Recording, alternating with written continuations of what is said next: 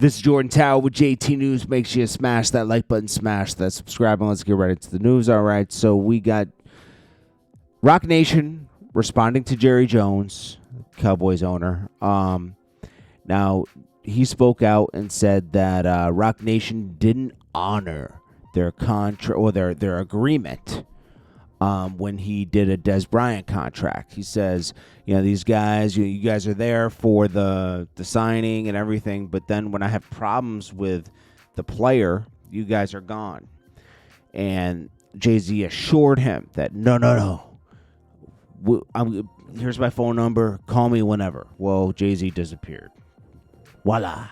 Okay, so this is what sparked the Nicki Minaj and Dez Bryant back and forth, because then she chimed in and said he's a Roc Nation puppet or whatever.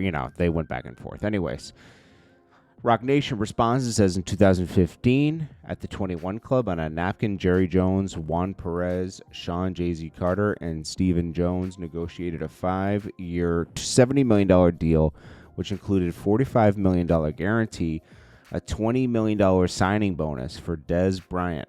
At the time, it was the second largest contract for a wide receiver in the NFL history. The claim that Mr. Carter or Roc Nation representatives did not return a call from Jerry Jones is not only a false statement, but also a comical one. That's it. I mean, and this all stems from a recent Mika Parsons contract negotiation. He was talking about that and referred to the Dez Bryant situations, but whatever. I mean, so Chicago Media Takeout reports that John Monopoly, who does a lot of Kanye's business, signs French Montana to like a marketing type of deal or something. They're doing some business together, so that's good.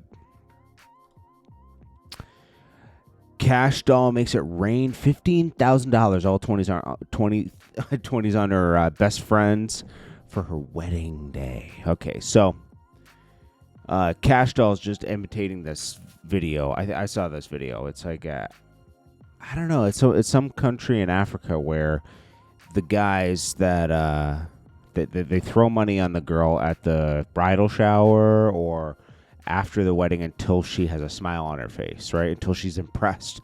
And you see them just bringing stacks of money and just until it gets to a respectable amount on the floor. The woman is smiling. Now, we're in America, right? So Cash Doll is doing this as a joke, but also don't forget Cash Doll was a stripper, okay? And her friend probably was a stripper too, because they probably knew each other from the stripping days. So that could be also like, a throwback. This is her way of giving them some money to start their life together. I don't know. Then we got Sabrina Carpenter brings out Earth, Wind, and Fire during her Lollapalooza set. I don't know if she sampled them or not, but I think this is a very cool move, to bring out a classic band that has inspired so many rap songs and just music today. A lot of sampling has gone on from Earth, Wind, and Fire. I think that's dope. Lil Tay claims she's made over $1 million in 24 hours launching her OF page. This was Lil Tay when she was a kid. Now she's all grown up, and she supposedly launched her OF page. I have no idea. I still think it's a troll. And I'm not going to investigate because I have no interest. Like, who would have interest of this? She was a kid, and then she turned 18. Nobody. If you were waiting for Lil Tay to turn 18 or any kid to turn 18, you're sick, bro. Like, check yourself into the mental institution immediately. Okay, you're cooked. Like, seriously, it's gross. Justin Bieber launches "It's Not Clocking to You" merch. Watch that paparazzi that filmed this say, "No, that's my footage that you got that line from." They always do stuff like that. I don't blame the paparazzi. I don't know. See, I believe Justin calls the paparazzi on himself too. But that was a famous line a couple weeks ago. It's not clocking to you, is it? I'm a dad. I'm a I'm a singer. I'm a star. It's funny. DDG was pressured by Mr. Beast, Aiden Ross, and a bunch of other people on a phone call to donate $100,000 to some project Mr. Beast is doing for clean water, right? But DDG was like, I don't know, I don't know if I'm gonna donate $100,000. Aiden Ross is and a bunch of other people, but it's like, he talked about it. He says, that was a lot of pressure just to call me and do all that, but he donated some money, but that is kind of wild. These guys just throw around $100,000, and then people in the comments are like, at least do 5,000. Can you imagine being pressured into donating $100,000? That's where Lil Meech is out here. I don't know what he's doing, bro. There's nothing that needs to be said about this. We already know what Lil Meech and Big Meech did. They squandered an opportunity. So they got to live with that. Now Lil Meech is going to be stuck out here just, doing what he do. Because it's a sad situation, man. Now Drake, Iceman. People are saying that this is his last album and, he's going to, they're not going to push it the same and everything. We all knew this was his last album. This isn't a shocker, is it? This isn't shocking news that this is his last album. This is the whole reason that UMG wasn't, they were trying to push Kendrick Lamar, right? Because he was negotiating a new contract because he was near the end. They had already done a $400 million deal, and he wanted like $600 million or something for the next deal. They wanted to lower his negotiating ability and leverage.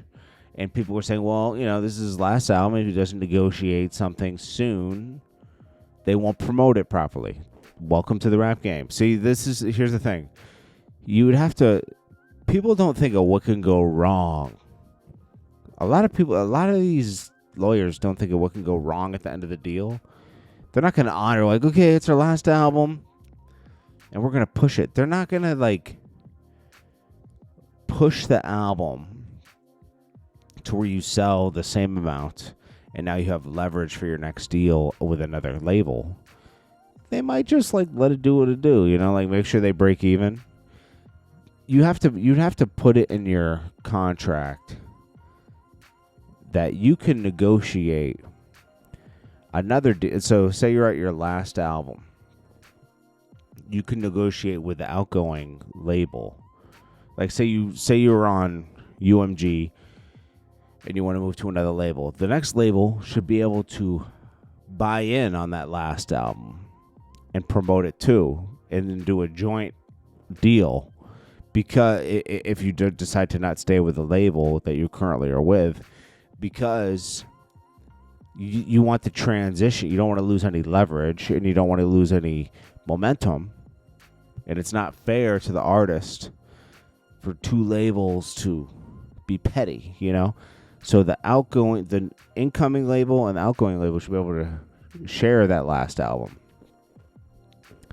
And they can put in money and keep promote it to make sure that the right moves are made so that the album performs well. But, a lot, because I heard what was Academics was saying NBA Youngboy didn't sell that much because this is his last album with Atlantic. I just don't think he sold that much. I think it's a little overhyped. I think that he has a lot of fans, but it's overhyped to where he's like the biggest artist out here. But hey, I could be wrong, right? Christian Coleman, he's the one who's dating Shy Carey, the track star. and she got arrested for like throwing stuff at her boyfriend and all this other stuff. He defends her, says, "Hey, we all have our mistakes. She's a great person," and whatever. I don't know. A lot of drama, right? And Young Thug pops out at Lollapalooza with Mariah the Scientist, his girlfriend. Obviously, she probably got that gig because of him, because she's not super popping out here, but, it is what it is. And that's about it, man. We'll have a light start to the day, and we'll go from there. I appreciate you all. This is Jordan Tower with JT News. Make sure you smash that like button, smash that subscribe button, and I will check you guys on the next one. Peace.